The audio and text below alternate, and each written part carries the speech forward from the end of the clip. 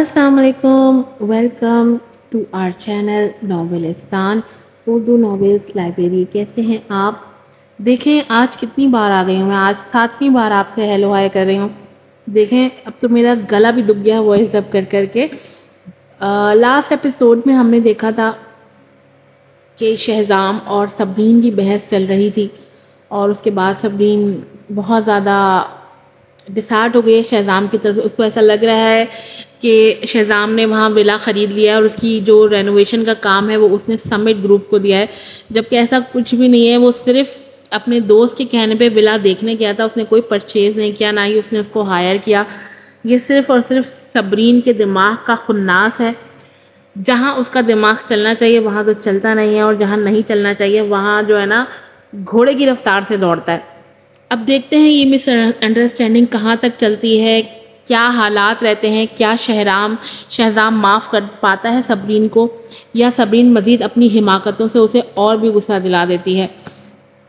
इस वक्त सबरीन को ये अंदाज़ा नहीं है कि उसने किस मकसद से जो है ना वो शादी की है। इस वक्त सबरीन और शहज़ाम दोनों अपने अपने इमोशंस को पहचान ही नहीं पाए कि वो दोनों एक दूसरे को पसंद करने लगे हैं। दोनों के दिमाग में, शहज़ाम के दिमाग में अपना पास्ट है, जैसे उसने एपिसोड में बताया है कि उसकी वालिद ने किस तरह धोखे से उसकी माँ से शादी की और जिसकी वजह से शहज़ाम सूरी जो है ना वो दुनिया में आया।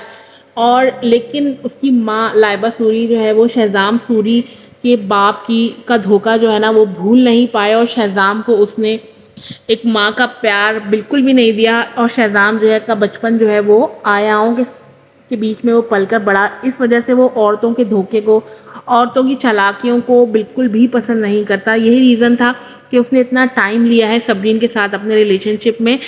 ये शहज़ाम का पास था जो उसको आगे नहीं बढ़ने दे रहा था, और सबरीन का पास जो है ना अल्लाह माफ़ करे उसको सबक नहीं दे रहा। सबरीन को चाहिए वो अपने पास की गलतियों से सबक सीखे, लेकिन उसके ऊपर तो सिर्फ एक ही धुन सवार हुई हुई है कि उसे बस इज़्ज़त की मामी बनना है। बस उसका और कोई इस वक्त स्कोप नहीं है, गोल नहीं है, उसकी ज़िंदगी का और कोई मकसद नहीं है। बस मुझे किसी कैसे भी छल कपट करके कुछ भी करके मुझे इज़्ज़त की मामी बनना है। उसको ये एहसास ही नहीं है कि धोखे पे रखी गई रिश्ते की बुनियाद कभी भी पायदार नहीं हो सकती। और वो इतनी बड़ी गलती करी है। जो लड़कियां पढ़ रही हैं नॉवेल को, बिल्कुल उसको भी इन सब चीज़ों को बिल्कुल भी फैंटेसाइज नहीं करें, बल्कि सबरीन की गलतियों से सीखें। यहाँ पे भी सबरीन गलत है। एक तो इतना गलत उसने शहज़ाम के साथ के ऊपर से बहस पे बहस भी किए जा रही है। गिल्ट है उसे, लेकिन उस तरह से नहीं है जिस तरह से उसको होना चाहिए। चले बढ़ते हैं एपिसोड की तरफ, देखते हैं कि क्या होता है। आज की ये लास्ट एपिसोड है। नॉवेल का नाम है रोज़ान ज़िंदा, एपिसोड नंबर है 23। राइटर हैं इसकी नक्शे बिस्मिल। सबके साथ ही यकसा सलूक करना चाहिए मिस यज़दानी। मैं भी आम लोगों जैसा ही हूँ जिसे दोस्त की ज़रूरत पड़ सकती है। वलीद गर्देजी को उसके लिए सख्त अफसोस हो रहा था। साथ ही जाफ़र यज़दानी, आबिश और इज़्ज़त पर सख्त ताव आ रहा था। कैसे संदिल लोग थे जिन्होंने उस प्यारी सी लड़की के साथ बुरा सलूक किया था। सबरीन बीमारी में इस कदर ज़हनी तौर पर थक गई थी कि ज़्यादा कुछ भी सोचना उसके लिए महाल था। वो फिर से थक कर नींद बेहोश हो गई।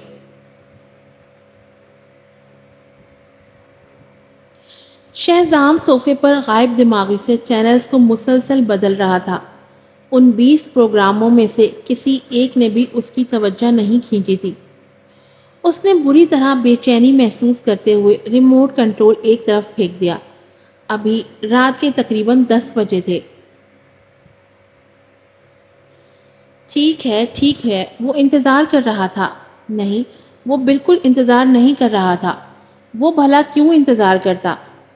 शहज़ाम सूरी को काम से वापस घर आए 1 घंटा हो चुका था, लेकिन अभी तक सबरीन के आने के कोई आसार नहीं नज़र आ रहे थे। ना ही उसे फिद्दी बिल्ली की कोई परवाह थी, और ये हद से ज़्यादा था। Come on फिद्दी, come, shopping for fruits with me. उसने बिल्ली को बाजुओं में उठाया। फिद्दी की मियाऊं मियाऊं काफ़ी देर तक चलती रही। हकीकतन प्रेग्नेंट बिल्लियां बाहर जाने से अवॉइड करती हैं, लेकिन वो उसे ज़बरदस्ती उठाकर बाहर ले आया। उसके पड़ोस में काफ़ी सारे शॉप्स थे, फ्रूट के, सब्ज़ी के। وہ چلتا ہوا ایک فروٹ شاپ میں گیا۔ وہ مکمل غائب دماغی کے ساتھ کسی پل ایک فروٹ اٹھاتا، اسے دیکھتا، پھر دوسرے پل اسے واپس رکھ دیتا۔ اسے سمجھ میں نہیں آ رہا تھا کہ کیا خریدے۔ صبرین ابھی تک گھر کیوں نہیں آئی؟ فروٹ اسٹور کی مالکن دروازے کے ساتھ کھڑی چپکے سے اس قدر غیر معمولی خوبصورت نوجوان کی دل ہی دل میں تعریف کر رہی تھی۔ آخر کیا مسئلہ ہے اس خوبصورت آدمی کے ساتھ؟ یہ کافی وقت سے پورے اسٹور میں چکرا رہا ہے لیکن ابھی تک کچھ نہیں خریدا۔ اسٹور کی مالکن مسلسل اس کو تاڑ رہی تھی۔ کیا ایسا ہو سکتا ہے کہ وہ اس میں دلچسپی لے رہا ہو لیکن کچھ کہنے سے شرماتا ہو؟ اس کے چہرے پر شرمساری کی ایک لہر آ کر غائب ہوئی جب اس نے اس آدمی کے چہرے پر رنگ بدلتے دیکھے۔ غیر متوقع طور پر وہ سیدھا دروازے کی طرف بڑھا۔ وہ تو اس کے اقدام پر دنگ رہ گئی۔ جب اس نے اپنی نظر اس آدمی کے زاویے پر سیٹ کی تو اس نے باہر روڈ پر کھڑی ایک رولز رائس دیکھی جس میں نہایت خوبصورت لڑکی باہر نکلی تھی۔ واؤ! اس کا مطلب تھا یہ آدمی اپنے دھوکے باز پارٹنر کو پکڑنے کی کوشش کر رہا تھا۔ بے عیب خوبصورتی کے باوجود بھی اسے دھوکہ دیا گیا تھا۔ افسوس! روڈ کے دوسری طرف جاؤ تو صبرین ولید گردیزی کا شکریہ ادا کرتی پائی گئی۔ اس کا شکریہ ادا کرتے وہ جوں ہی مڑی، شہزام کو لمبے لمبے ڈگ بھرتے فدی کو بازو میں اٹھائے اپنی جانب آتا دیکھا۔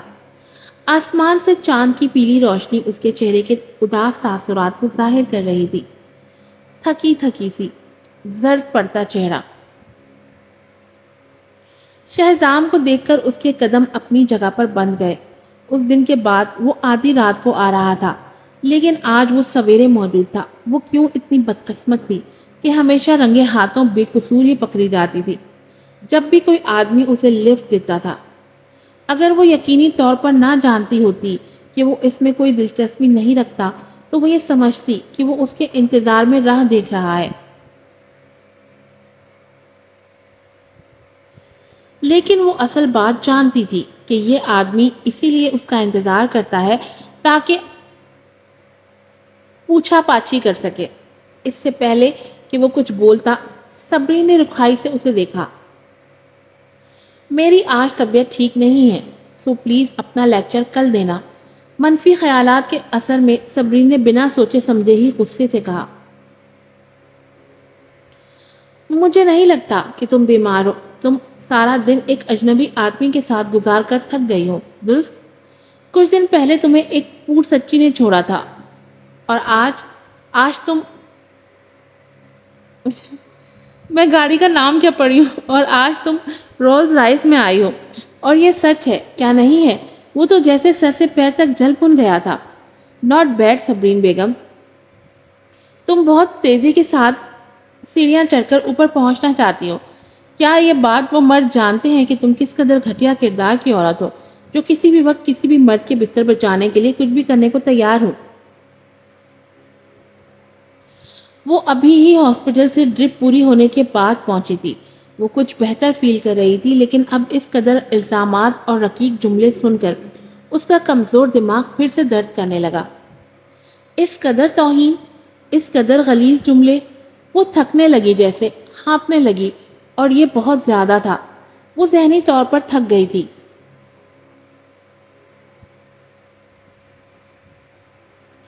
یہ آدمی ماضی میں اس سے مشکل ہی بات کرتا تھا اور اب اس قدر بول رہا تھا۔ میں تم سے بالکل بھی بحث کرنا نہیں چاہتی۔ لڑائی کرنا ایک تھکا دینے والا عمل تھا۔ جب بھی وہ ملتے تھے لڑائی ہی ہوتی تھی اور صبرین کے پاس ہمت نہیں بچی تھی۔ وہ اپنی بیماری میں تھک گئی تھی۔ اس کے علاوہ یہ جان کر کہ شہزام نے آبش کو اپنے ولا کی رینوویشن کا کام دیا ہے، اس کی شہزام میں دلچسپی ختم ہو گئی تھی۔ صبرین نے خاموشی سے سر جھکا دیا اور سیدھی فلیٹ کی طرف تھکے تھکے قدموں سے جانے لگی۔ اس کے غیر متزلزل رویے نے شہزام کو واقعی میں مزید مشتعل کر دیا۔ آگے بڑھ کر اسے زور سے بازو سے پکڑ لیا۔ کیا مطلب ہے تمہارا؟ ہاں، تو تم اب مجھ سے بات کرنا نہیں چاہتی کیونکہ تم نے اب مجھ سے زیادہ امیر مرد ڈھونڈ لیا ہے۔ تم نے سارا دن باہر گزارا، تم سویرے گھر واپس نہیں آئی، یہاں تک کہ آدھی رات ہو چکی ہے، اور کیا یہ غلط ہے کہ میں اس بات پر تم سے بات پرس کر سکوں؟ شہزام کی گرفت اس کے بازو پر سخت ہو چکی تھی، جس سے اس کا بازو درد کرنے لگا، لیکن اس میں اتنی توانائی ہی نہیں تھی کہ اس کی سخت گرفت سے اپنا بازو چھڑا سکے۔ اسے صرف مایوسی اور تھکن محسوس ہو رہی تھی۔ صبرین نے تھکی تھکی سی نمناک نظریں اٹھا کر اس کی شعلہ بار آنکھوں میں دیکھا۔ اگر میں دیر سے گھر آتی ہوں تو اس کا آپ کی صحت پر کیا اثر ہوتا ہے؟ مانتی ہوں میں آپ کے گھر میں رہ رہی ہوں، لیکن میں آپ کے لیے کھانا پکاتی ہوں اور گھر صاف کرتی ہوں۔ اس کے باوجود بھی آپ نے میرے لیے جھوٹ بولا کہ میں نے فدی کا پیٹ خراب کیا ہے۔ صبرین کی آواز دھیمی تھی لیکن سخت تھی۔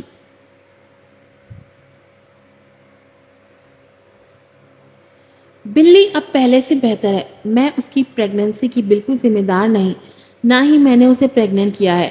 آخر میں اس کا لہجہ تنزیہ ہوا۔ تمہاری اتنی ہمت کہ تم مجھ سے اس لہجے میں بات کرو؟ شہزام نے چیخ کر اسے سرد اور سخت نظروں سے گھورا۔ اس کا چہرہ غصے کی تپش سے آلودہ ہو چکا تھا۔ اس عورت نے ایک تو غلط کیا ہے، اس کے باوجود بھی اس سے اس طرح سے بحث کر رہی تھی جیسے وہ معصوم ہو۔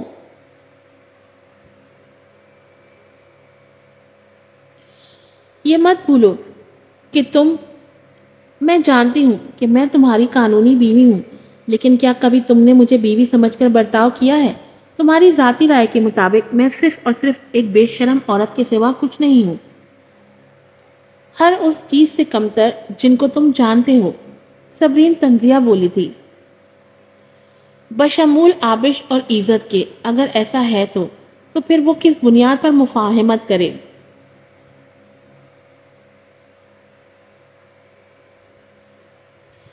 شہزام تو اس کے دمگ لہجے سے غصے سے لال پیلا ہو رہا تھا۔ اس کی بات پر تنزیہ مسکرایا۔ یہ تو اچھی بات ہے کہ تم یہ بات جان گئی ہو۔ یہ درست ہے کہ میں پہلے یہ سب نہیں جانتی تھی، اسی لیے سوچتی رہتی تھی کہ شاید کوئی موقع مل جائے۔ وہ پھیکا سا ہنسی۔ From now on, just leave me alone. ہم نے صرف شادی کا معاہدہ کیا تھا، ہم نے کوئی راستہ کراس نہیں کیا۔ ہم اب بھی میلوں کی دوری پر ہیں۔ اگر میں یہاں رہنے پر مجبور نہ ہوتی تو کب کی جا چکی ہوتی۔ افسردگی سے کہتے صبرین نے اپنے لہجے کو بہت مشکل سے قابو میں رکھا ہوا تھا، ورنہ دل تو دھاڑے مار مار کر رونے کا چاہ رہا تھا۔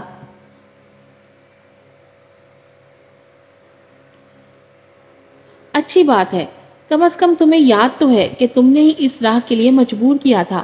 اس کا لہجہ کافی سخت تھا۔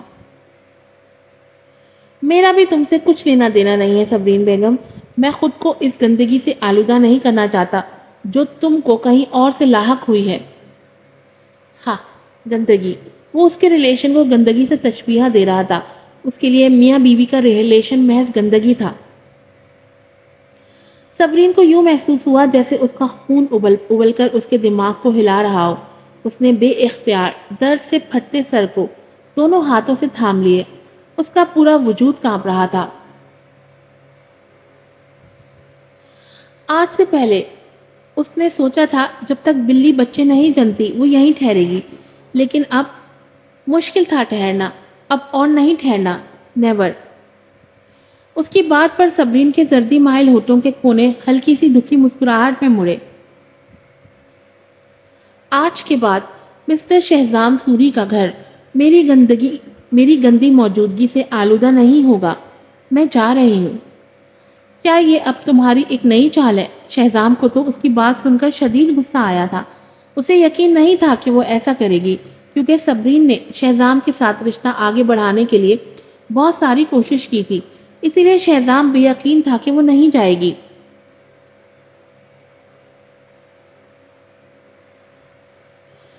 صبرین نے اسے مکمل نظر انداز کیا اور اس کی گرفت سے بازو جھٹکے سے چھڑاتی فلیٹ کی طرف تیز تیز قدموں سے بڑھ گئی۔ کمرے میں پہنچ کر اس نے بیگ اٹھایا اور جو بھی گنتی کے کپڑے تھے وہ بیگ میں ٹھوسنے لگی۔ شہزام دروازے کو دیکھنے لگا، پھر مایوس ہو کر اپنی قمیض کے اوپری 2 بٹن کھول دیے۔ اسے خود اپنی حالت سمجھ میں نہیں آ رہی تھی کہ اسے کیا محسوس ہو رہا ہے۔ کیا اسے صبرین کو روکنا چاہیے؟ یہ عورت اداکاری میں یقیناً بہت اچھی تھی، اسے آج بھی اپنی غلطی نظر نہیں آئی۔ اگر وہ کسی اور مرد کے ساتھ گھر نہ آتی تو اسے کبھی اس طرح نہ ڈانٹتا، لیکن صبرین نے سوٹ کیس بند کیا اور اس کا کریڈٹ کارڈ سامنے ٹیبل پر رکھ دیا۔ میں نے اس میں سے اپنی ذات پر 1 روپیہ تک خرچ نہیں کیا۔ جو بھی خرچہ کیا وہ سب گھر کے روزانہ اخراجات کے لیے تھا۔ اس کی بات پر شہزام نے دانت پیسے۔ بہت خوب کہا صبرین بیگم، اور وہ جو میں نے تمہارے روز کے کھانے پینے اور ہاسپٹل میں داخل ہونے پر خرچ کیا، اس کا کیا؟ اس نے سرد مسکراہٹ سے کہا۔ صبرین نے اس کی بات پر سر اٹھا کر اسے حیرت سے دکھ سے دیکھا۔ یہ آدمی اتنا مطلبی کیوں ہے؟ کیا ہوتا اگر وہ اتنا مطلبی نہ ہوتا؟ لیکن خوبصورت چہرے کے پیچھے چھپا ہوا ایک خودغرض شخص تھا۔ اسے یاد آیا کہ ذہن سے بچاتے ہوئے شہزام نے اسے کس طرح گلے لگایا تھا، کس طرح اس کے لیے فکر مند نظر آیا تھا۔ کیا وہ آج سے پہلے اندھی تھی؟ ہاں، یقینی طور پر وہ اندھی ہو گئی تھی، تبھی تو پہلے عزت کے لیے فیلنگز رکھی اور بعد میں شہزام جیسے شخص سے محبت کر بیٹھی۔ اس کے لیے تم کو پریشان ہونے کی ضرورت نہیں۔ مجھے کل جیسے ہی ایڈوانس پے ملے گی میں تمہارا حساب بے باک کر دوں گی۔ ایک سرد آہ کے ساتھ اس نے بنا اس کی طرف دیکھے سوٹ کیس گھسیٹا اور دروازے کی طرف قدم بڑھائے۔ اسے جاتے دیکھ کر فدی بلی مایوسی سے اس کے قریب آ کر میاؤں میاؤں کرنے لگی۔ صبرین نے جھک کر اس کے سر پر ہاتھ پھیرا۔ مجھے معاف کرنا فدی، میں تمہارا اور خیال نہیں رکھ سکتی۔ اپنا خیال خود رکھنا۔ آنسو بے اختیار جھکی آنکھوں سے گر کر اس کے گال بھگونے لگے۔